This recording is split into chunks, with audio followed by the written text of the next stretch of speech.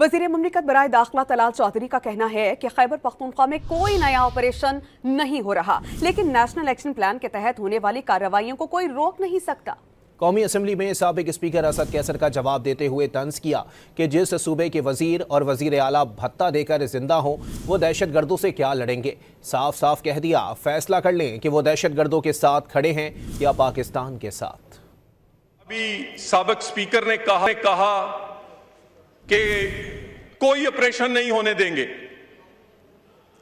कोई नया ऑपरेशन नहीं हो रहा, लेकिन कोई कार्रवाई जो नेशनल एक्शन प्लान से हो रही है वो होगी। किसी का बाप भी नहीं रोक सकता।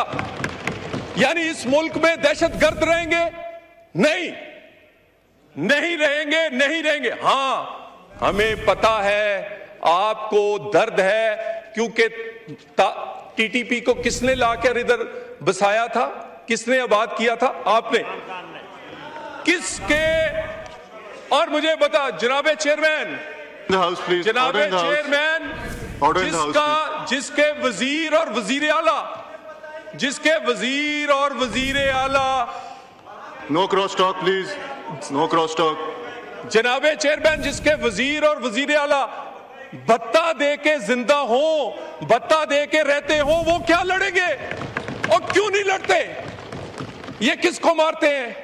किसी को पंजाबी कह के, किसी को शिया कह के, किसी को सिक्योरिटी फोर्सेस की वर्दी में। ये पंजाबी, शिया और सिक्योरिटी फोर्सेस को नहीं, पाकिस्तानियों को मार रहे हैं। पाकिस्तानियों को।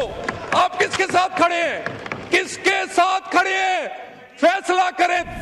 दहशतगर्दों के साथ खड़े हैं या पाकिस्तान के साथ खड़े हैं?